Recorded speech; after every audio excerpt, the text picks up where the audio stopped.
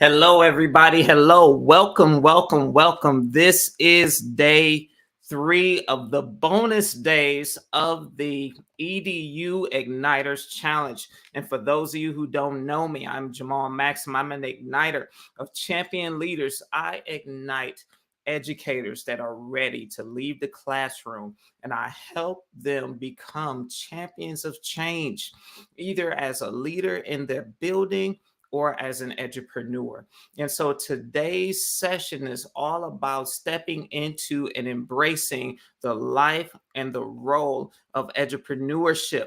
And so, as I am getting started, I want you to comment, to like, and to share this video. Those of you who are watching the video with those who you know who are leaving education because it's their time and they want to know how to really step into this business life of business ownership, or people who are just simply thinking about doing it on the side while they continue to serve in the capacity that they serve, either as a teacher or school leader. And so we're going to get started. Also, I want to give you a quick thank you and a quick shout out to the people who are watching live, or if you are watching the replay, as well as the live audio app if you are watching live or listening live or listening to the replay. And so I want you to feel free to join us and to join the conversation and join the tips that I'm going to share with you. And if you have any questions, feel free to put them in the chat. Each platform has a chat function that I'm streaming from, so feel free to put them in the chat and I'll be able to answer your questions and to help you right here on the spot as we keep it going.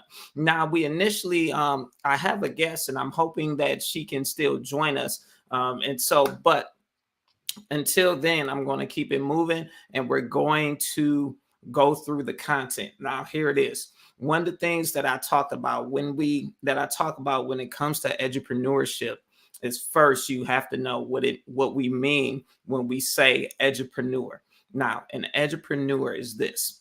It is a person that engages in products or services that serve the education community. So an entrepreneur is a business owner, a person that steps out into business that has products or services that serve the education community. Now, you don't necessarily have to be have gone to business school. You don't necessarily have to have had a certain position. You don't have to have any of those things. You can serve the education community through a business. And so that's what makes you an entrepreneur. All right. And so anyone that's looking to step out of the classroom and to engage in entrepreneurship, here are a couple of things I want you to think about. And the first thing is this. The first thing is I want to talk to you about what are some of the most common forms of entrepreneurship. And here they are. Many people jump out of the classroom or out of the school building and they go into consulting / coaching. What they do is they use the content that they taught or the area that they're coming from, whether they're a school leader, they may consult with other school leaders. And so they become a consultant. So they go into the schools and say, hey, I'm going to consult. I'm going to help you implement something, create something, or I'm going to coach your teachers, your admin, or whoever in doing something to produce a certain result. And so that's one of the most common forms that people do, because they get out of the classroom and then they begin to continue to consult in terms of their businesses and other areas. And so some people come as a consultant. Now, I see that we have a guest who has joined, but it says audio only. So those of you who are watching the video, this is Deborah Osomo. She is a teacher career coach. And so I'm going to give her opportunity to introduce herself, and then we'll continue with the discussion. Go ahead, Deborah. Hi, Jamal. I don't know if you can hear me at the moment. Let Yes, me I can know. hear you. Awesome. Okay. So, hi, everyone. I'm Deborah. I'm a teacher career coach, and I love to support educators in developing their careers, developing their businesses so that they can really build out those transformative and impactful steps towards whatever it is that they want to achieve that is inside and outside of the classroom. And so, I really appreciate the opportunity to hop on this live conversation, Jamal, and I'm definitely looking forward to the conversation. And yeah, I'm looking forward to also connecting with those who are on here and seeing how we can be much more impactful and um, intentional about igniting the change that we want to. So, with that, I'm passing the mic back to you. Okay, good, good. That's what's up. It's good to have an opportunity for those who don't know you to get to really know who you are and what you're about. Um, because I know we do several clubhouse rooms together on that live audio app. We're talking together about 3 or 4 times a week and building a collaborative friendship in business. And so I figured it was very perfect for us to have this conversation and for people to hear, just to hear what we're talking about on other platforms other than the one that we're normally on together. And so I was just starting out and I was talking about, basically I just defined an entrepreneur as a business owner who that provides a product or service which serve the education industry. And then I began to talk about some common forms of entrepreneurship.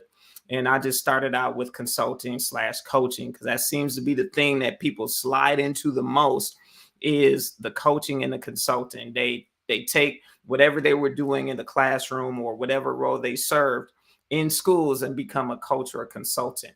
And so, what are some other forms of entrepreneurship that you have found that people go into as you're working with entrepreneurs? I really do think that a lot of entrepreneurs are excited to venture out into other industries. I just think that many don't realize or understand how they can connect education to it. So I've had a lot of entrepreneurs who are very much interested in the world of tech and science and wondering how they can become, either liaisons to tech companies who want to invest more into education or invest more effort into providing solutions for schools, and so on and so forth. And so that particular, section of the industry has had a lot of like interest in it as well. But I think a lot of educators also um, find joy in creating their own things. So a lot of them really want to go into content creation, not in the sense of like social media content per se, but creating their own resources, for example, and even branching out further than just classroom resources. If they were classroom teachers, they would transition into specializing in a particular area, maybe like classroom management and just focusing on that section, or maybe they would write books instead and just focus their energy on giving their expertise in a book format that can be read, can be listened to, and things like that. So I think a lot of educators are not just passionate about branching out to the entrepreneurship side of things, but are interested in how adventurous they can be with it as well. Absolutely, that is great. And so, for those of you who are watching the video, you are hearing the audio interview of Deborah Osomo. She's a teacher career coach, the CEO of the Purposeful Educator, and she is actually located in another country. And so, right now, she's not able to come on video, but she's definitely here with the audio. And so, yes, I like those different forms of entrepreneurship that you talked about, because and you mentioned one of the things that I had written down, which was an author. Because recently I had a question by someone who serves as a school leader, and they were asking me, well, what can I do? Because I feel like it's my time to change. It's my time to leave the district, which is okay if that's your season. And so she was asking what should she do because she doesn't want to be a consultant because it seems like that's what everybody else was doing. And So there are other options. You talked about author and speaking engagements. And so what are some ways, or what are some things that someone should think about when they're stepping into new their options of teaching and providing a tutoring service? Because some educators may be just burned out from working with students and they're like, nope, not going to do it. And so what are some other things that you could do? Because you mentioned author, and of course we know public speaking is one as well. But what are some other avenues or aspects someone could step into when they're thinking about entrepreneurship? I think that people need to, think outside of the box. I mean, that you can go into course creating, for example. You can create courses that are specific for educators if you still want to stay in the realm of education, but you can branch out and create courses on different areas that you are still an expert in, even if it's not directly focused on education itself. As long as it's a learning process, I personally still consider it part of an edu format, because people are learning a skill and they're developing a skill based on the information that you're giving them. So for example, if you're very good with social media, you can create courses on social media. You can be a social media coach. If you are very, very good at creating um, what's the word, templates and specific graphics for social media output or for events, things like that. I know I personally really enjoyed doing a lot of those things, which was easy for me. And so it was easier for me to actually branch out into a virtual assistant position that can support various different companies with their graphics. And so if graphic design is something that comes very easy to you, it's something that you can dive into. You can, like I said before, create a course. You can create a podcast out of it. You can become a VA instead and help other people achieve their graphic goals. And so it really does come down to the sense of like, what are you passionate about? But even more than that, what is it that people come to ask you for solutions in, or what is that thing that people come to seek your help and support in? Because that is your superpower, and that is something that you can maximize to monetize in whichever respect or way that you desire to do so. And because of the advances of technology, there's so many different ways you can do it.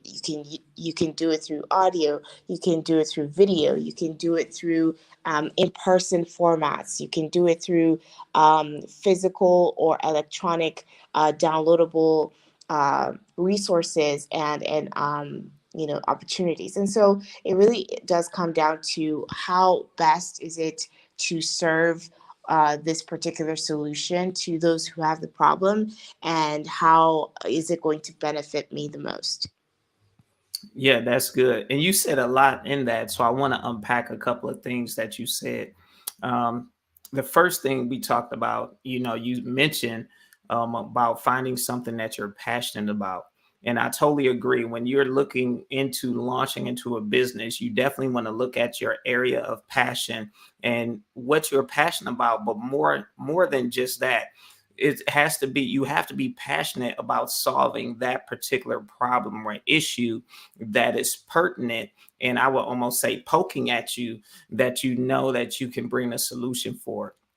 Because if you can be, it's easy to be passionate about something as a business owner and say, hey, I'm gonna put this out there, I'm gonna do it, but it has to really solve a specific problem or meet a specific need in order for you to actually have customers. Because when you're in business, of course the goal of your business should be to bring transformation, and it should be to serve at the highest level possible.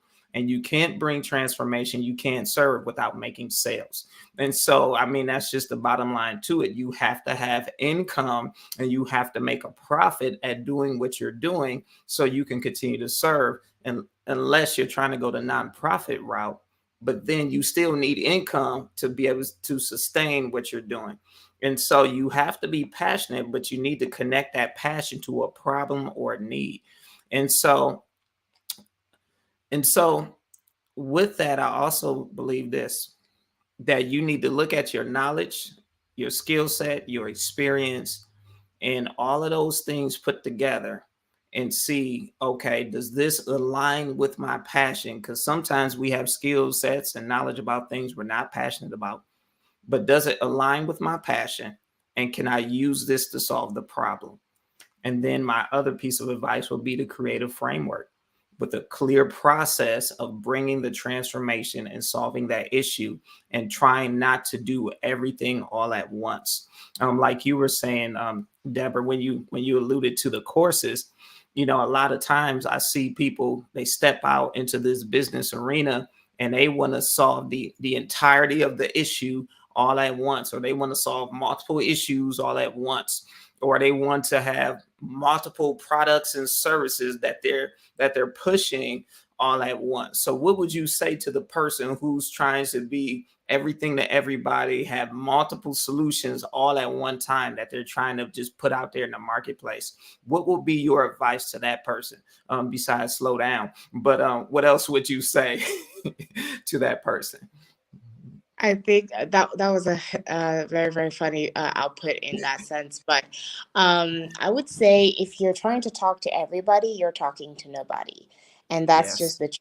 Because people will find it very hard to understand exactly what it is that you do, what kind of help you actually provide, and what your solution is actually doing.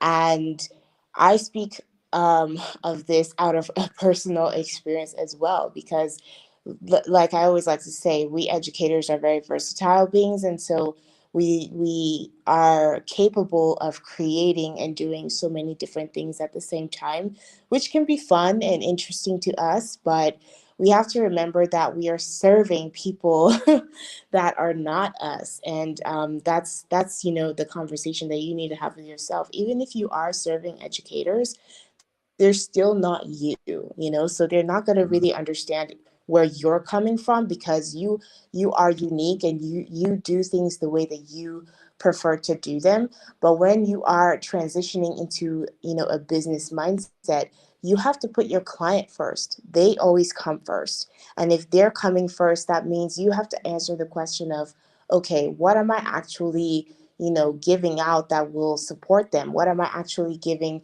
as a solution, and is it coming clearly? You have to always position yourself as the client receiving from your business, to really understand whether or not you are actually doing something that is supporting others, or you are just putting content and information out there that's kind of just Mhm. floating around. And so it really does take a little bit of intentionality. I would say a lot bit of intentionality actually, to really sit down and say, okay, what is that one thing that I know is a problem, that I know a lot of people, particular audience members, need a solution for. And you have to figure out as well, like, who you are speaking to. Are you speaking to educators, parents, other community members, artists? Are you speaking to students? Like, who's your audience? And then, like, is my solution actually worth it? Is my solution actually providing answers? Is it providing transformation? Is it providing what people actually need to move on to the next level?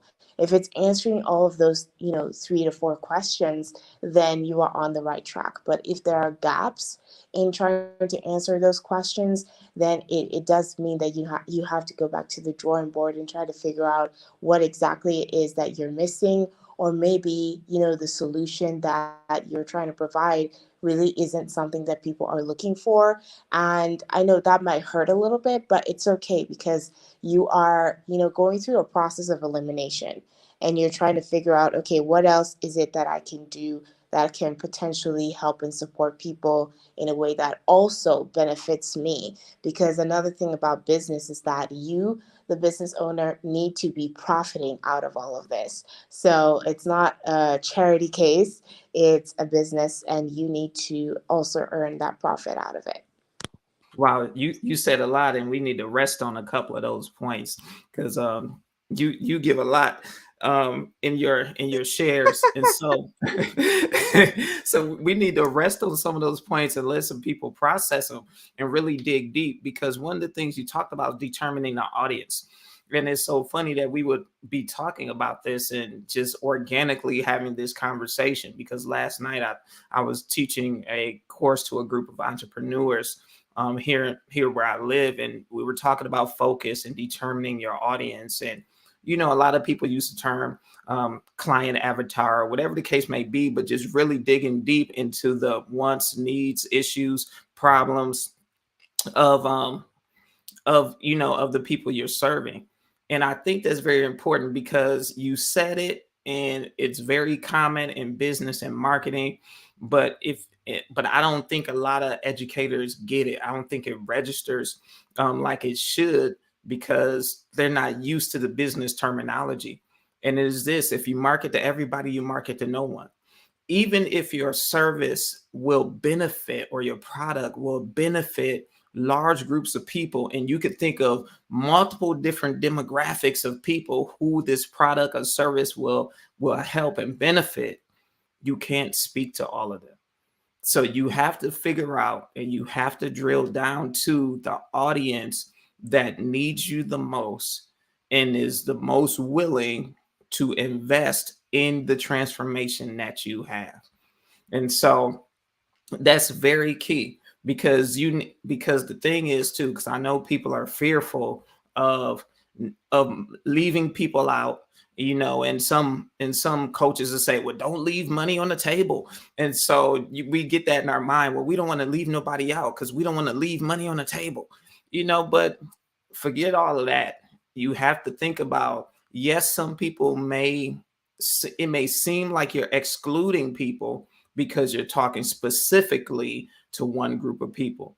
And if your messaging is right, you're going to get the right people to say yes and the wrong people to say no. And there will be no in between. There's no yellow lights. It's either a green yes or a red no. And it has to be real clear, because when you're clear about who you're serving, who you're called to serve, and you're speaking directly to them, it's going to repel some people because they might not be your people. And so it takes time, and it takes, I almost want to say, a level of maturity to understand that, because in business, especially when you're starting out, you just want to sell to everybody. You want to get as many sales as possible, and then you want to be able to have business life where I'm on the beach and making money in my sleep and all of that, which is attainable. But you have to build your way to that, and you have to recognize. One of my business coaches says it this way: before you can make money in your sleep, you got to learn how to make it when you're awake.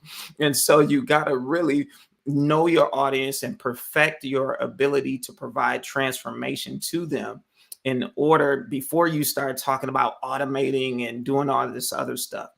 And so I just wanted to add that to what you were saying, because to me, I really recognize that that's important for the entrepreneurs to really consider and think about.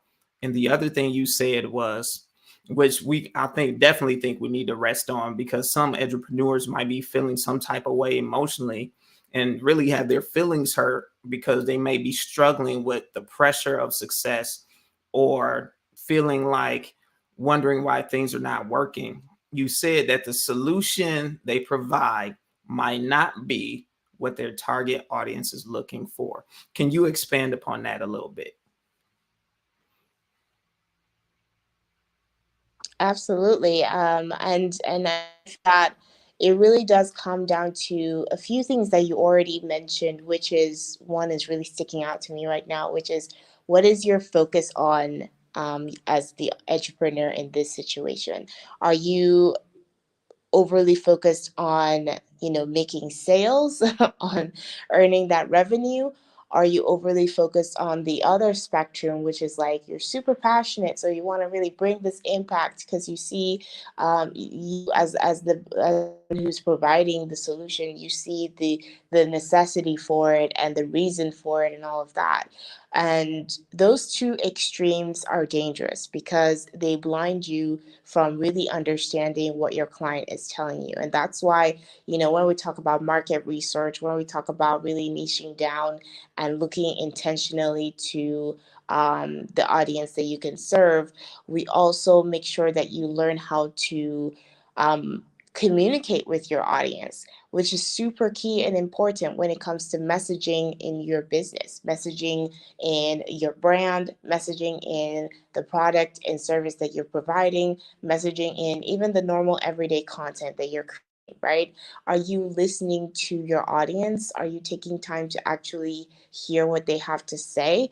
Taking time to actually understand the perspectives and the point of views that they are coming from so that you can put yourself in their shoes and say, okay, if I'm in this situation, like, is the solution that I have readily available now actually going to benefit them? Or is it just kind of like an added bonus that they don't really need as a necessity and can pretty much, survive without? And so you have Mm, to really be strict with yourself in that sense. And that's another thing in business that a lot of educators don't understand. You have to take the emotion out of it.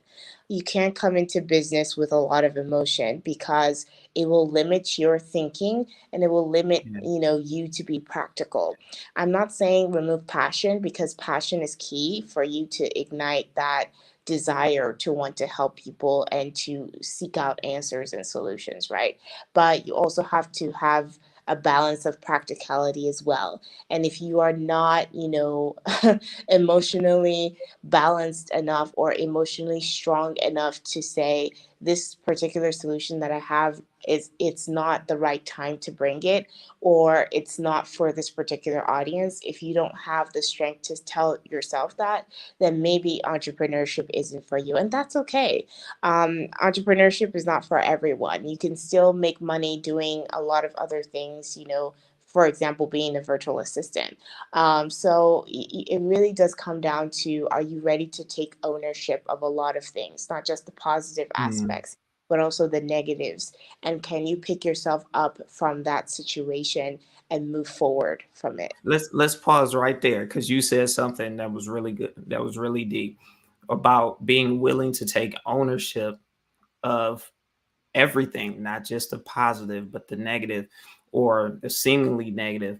And then you talked about leaving the emotion out of it. So, how would you recommend someone leaves the emotion out of their business because they're passionate about it, and they feel like this is the right time, this is my dream, that kind of thing? How we all feel when when we're in the honeymoon phase of launching our business.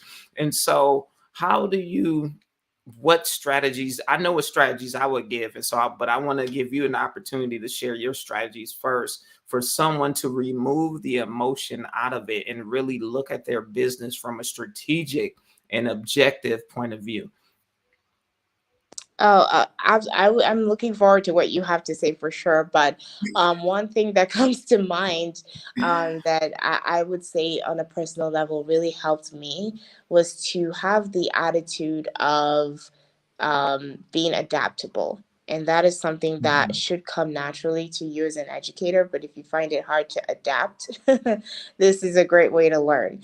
You have to learn how to be adaptable to situations and how to Yeah. change in a flexible manner so that you are still pursuing um, the desires that you have to serve people, but you're also recognizing that you can do it through other different ways, through other different solutions, and that's okay. You have to agree with yourself that that is okay, that the first solution isn't the right one, or the first solution isn't, people aren't ready for it. And sometimes Mhm. that's the key. Like, people may just not be ready for it. Maybe they're ready for it in 5 years. And so you just have to have that conversation with yourself and be able to decide mentally and emotionally that you can adjust and you will adjust fine, and you will find other solutions and you will find other ways to support people. Yes, I love that. And you being adaptable, because here's the thing that I always say, and I got this phrase from my one of my business coaches, and it's that you iterate your way to awesome. And so the first solution that you offer, or the first way that you offer your solution, might not be the thing that it definitely won't be the thing that you end up with down the road. And it might not be the thing that people respond to right away, because you're still growing in it and perfecting it. And so you definitely want to make sure that you're adaptable and don't be married to any one solution that you create, which is hard because you're the creator, you created it, and you're like, oh, but I made this. And so, but you got to be okay with adjusting it, changing it, or leaving it and creating something new to serve that same audience that's still in alignment with your passion and your purpose, but maybe slightly different than what you anticipated. And so there are like 5 things I'm going to give you guys real quick, about just having this mindset and this perspective that I believe that you need when you are embracing this life as an entrepreneur. So the first thing is faith. I'm going to just be real with you. Launching a business is a step of faith, walk of faith, act of faith, and you have to think faith, talk faith, and be saturated with faith, because you have to expect results that you do not see, but you have to expect to see them in the moment that you are doing them, and be okay if you don't see them at that point in time. So you got to have faith, and I would just add patience with that as I'm saying it, because we want to build our business quick. We want to get millions of subscribers on and followers and all of that, and I want to have my first $12,000 launch in 6 weeks. And we all want those things, but you have to have faith, and you have to be patient. Because what if your journey isn't the one to the $12,000 launch in your first week? What if you need to take and build something over time? And so you need to make sure that you are walking your journey and not trying to walk someone else's journey. The second thing I would say is you need to keep growing. You need to keep growing. You need to learn about business. You need to learn about marketing, and you need to learn about leadership, because you need to learn how businesses operate and think. You need to learn how to brand yourself and talk about yourself as well as what you do in a clear, concise manner with confidence. And then you need to learn leadership. Whether you have employees or not, you need to know the skills of influencing people and connecting with people, which is only going to help you as you present yourself as a business owner. Because when you step out, you're a CEO, you're a business owner, period.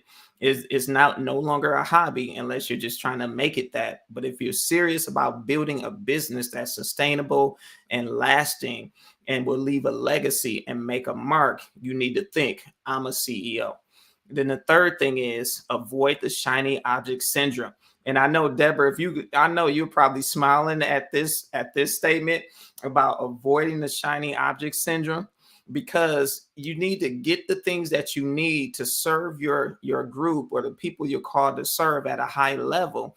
But don't try to get things that are just new and shiny and flashy, and just because they say this is the greatest thing doesn't mean you need to get it at that point in time. Because if you get caught into that, you'll be buying so many different things that you think you need for your business, and that'll reduce your ability to actually generate an income from it. And then stay focused. You cannot walk someone else's journey. Entrepreneurship is one of the greatest forms of personal development there is. So you got to stay focused, because you're going to be stretched, you're going to grow, and there are a lot of distractions. And it's easy to see someone else being successful and think, I'll just do what they're doing, not knowing what they're doing behind the scenes. And then my last tip is keep yourself mentally and emotionally healthy, because like you were just saying, Deborah, we have to take our emotions out of it, and we have to be adaptable and look at our business objectively in terms of the goals we set, where we are, how people are responding. And in order to do that in a mature way, you got to keep yourself mentally and emotionally healthy. You cannot ride the emotional roller coaster, because entrepreneurship can be that if you allow it to, but you can't allow it. You need to check yourself before you wreck yourself, as one song said. So those were some tips I wanted to share. Deborah, do you have any, because this, we've been at this about 35 minutes, so do you have any tips you would share to anyone who's made that decision and say, you know what, at the end of this school year, I'm done, I'm out, I'm launching my entrepreneur business? What are some final thoughts you would share for them? Thank you so much, Jamal. There's one thing that really sticks out to me that I think is relevant for anyone, not just educators who want to jump into entrepreneurship, and that is that the entire process is a journey. It's Yes. not a specific destination. It's not like once you hit 10K followers, you've made it, or once you hit 10K months, you've made it. No, it's a continuous journey. You can't compare yourself with people who are very advanced. You can't limit yourself to think that just the one way that you have is working is the only way. There's always room to grow. So it's all about your mindset, basically, is what I'm trying to get at. You have to Mm, make sure that you are consistently um, creating opportunities for yourself to think outside of the box for your business and to enjoy the journey as well of your business. Because the rate at which somebody else's business moves is not going to be the same as yours. And I want people to think of that as a good thing, not because, it feels great, but because it will bring to the fact that your business is unique, and it will add to the beauty and eloquence of why your provision and solution is even richer and feels a lot more valuable to whoever is going to receive it, because your journey as an entrepreneur will always continuously add to your business value as you are growing, as you are continuously building it up to be whatever it is that you want it to be. And so, really putting all of that into perspective is key, because I know that people focus really on the hands on learning experiences of business, but I would like to say that 50% of your business success is your mindset. And where mhm. is your faith in that? Where is your focus in that? And so I'm going to leave you guys with that thought. Love it, love it, love it. Where is your faith in that, and where's your focus? Because it's the mindset. And I truly believe that is so key. The mindset, it's so key. It is very important when you're thinking about this business journey, especially when you're if you don't have business experience and you're stepping out of education in the way that you've known it, because you definitely have to find a way to think differently, and so it takes a renewing of your mind. And so this has been a great conversation, a great video. Thank you for all of you who are watching the replay and watching live on the various platforms. Those of you who are listening live on the live audio app, thank you so much. I don't see any questions in either of the chats, and so I want to give you guys an opportunity. Remember, this is the bonus day 3 of the 5-day challenge. We started the EDU Igniters Challenge last Monday when we talked about how you can be an igniter and the DNA of an igniter. And then we talked about what to ignite, how you need to ignite the root, no matter what transformation or what solution you are bringing to this sphere or this field of education. You got to make sure that you ignite the root. There are 3 roots that we talked about that should be a part of your solution that you're bringing.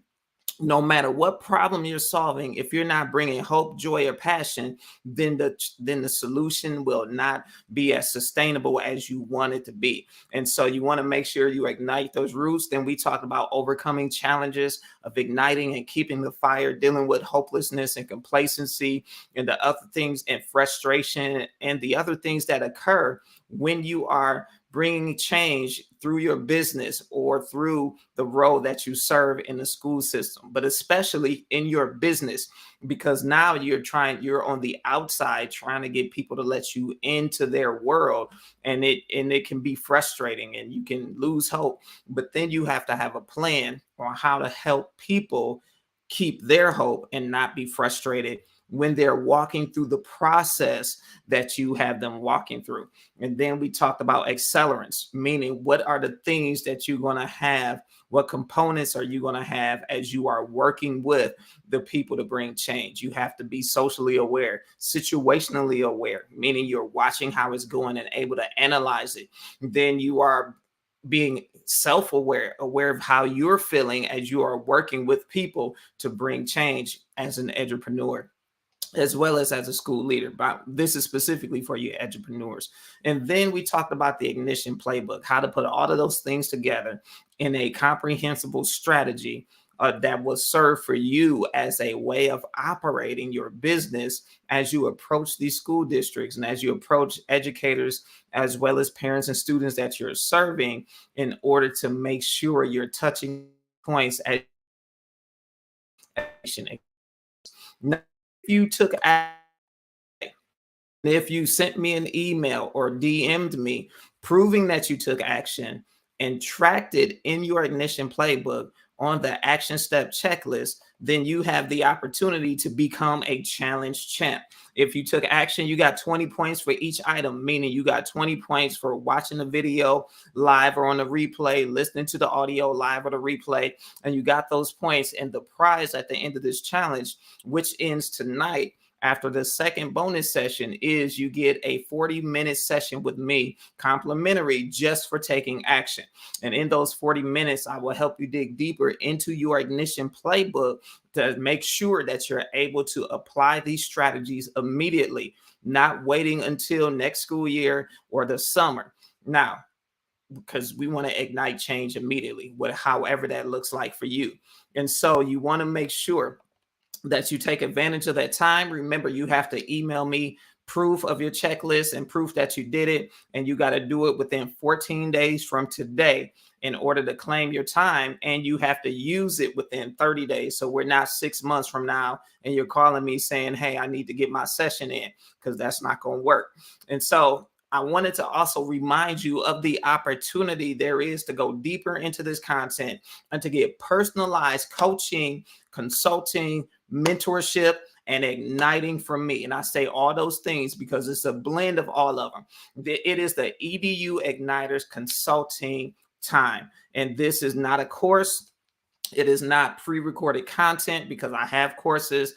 It is not you working with a VA or an assistant. It is you working with me directly, benefiting from my knowledge, my skill, my education as a school leader, my education and skill set in business, as well as my experience in all of these things and studying leadership for a long time, since I was 17 years old. And so you want to make sure that you have this opportunity to work with me and benefit from my skill set, the things that I've learned, but also how I've put theory into practice. So it's not like I'm just reteaching what someone taught me. It's what I applied, the results I got, and I'm going to help you apply it to your specific situation. So you've heard this before, so I'm going to do this real quick. So this package offers 5 sessions with me. And if you took action, you get the bonus session. The first session is the call to action. We're going to identify the one need, the one problem that you will address to serve in this field of education, and what pathway is best for you, whether that is as an entrepreneur, a school leader, or igniting from as a person of influence from your other position. Then session 2, we're going to talk about identifying the root and igniting it. We're going to identify which route that you need to ignite, and we're going to create the strategy for you to do it and get you to do it. We're not just going to talk.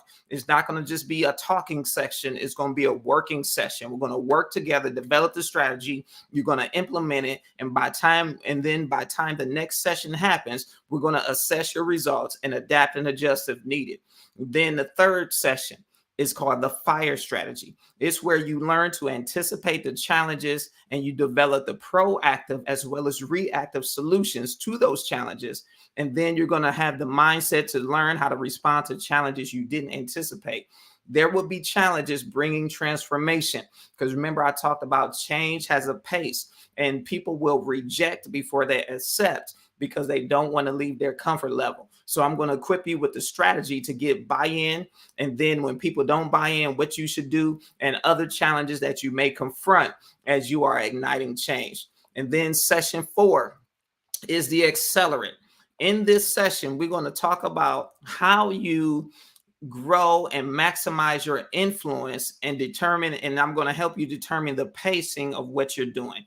As an entrepreneur or an igniter of change in any way, you have to know how to increase your influence. Now, for you entrepreneurs, I'll do a bonus and help you with what I call experience marketing, and where we'll create a marketing stack, and I help you, develop, help you learn how to do challenges and webinars and all those things in a way where it's an experience and not just a course.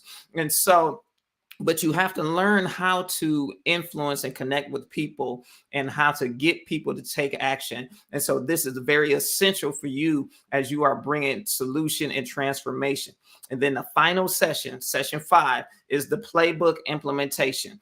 Everything that we've created together in those working sessions that we put in a playbook, and the things that you started in the playbook during this challenge, we're going to make sure we're dug deep in them, that you have results, and that you get the support you need as you are implementing. And again, as an entrepreneur, that may involve some marketing, some branding, some strategic planning, and some other things like that along with it. Now, in addition to that, to supporting you in these 5 sessions and the bonus session you will get if you took action during the challenge, you have unlimited access to me by email or direct message. And I'm going to tell you, I require a 24 to 48 hour response time, because I don't make stuff up. I don't just give you the answer you want to hear or give you just some quick fluff answer. I don't do that. I'm not into wasting your time. I'm not into wasting my time, because I'm spending this time with you personally, not one of my people I work with, not my VA, and it's not pre-recorded content.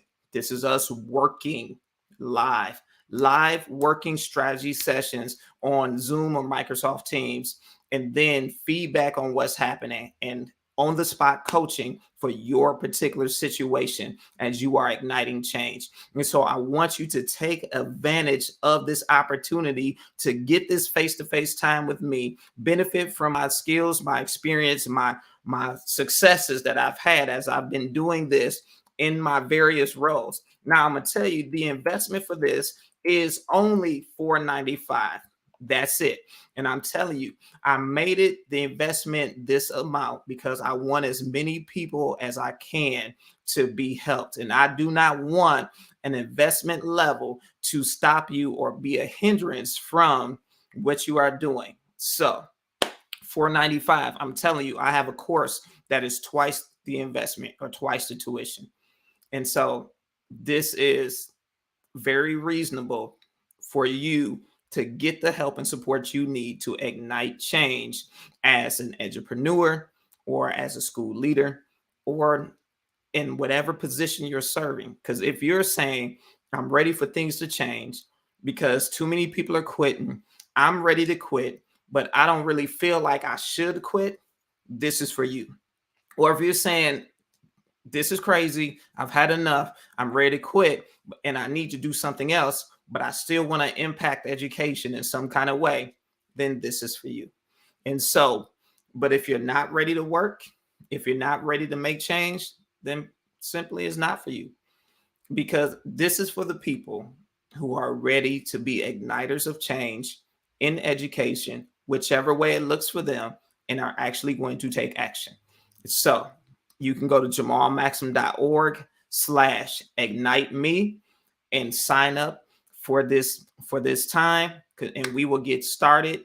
We'll schedule our first session right after you register so that you can be prepared to be the igniter of hope, the champion of change that you want to be. And so that instead of talking about the education system being broken, we actually build a healthy one.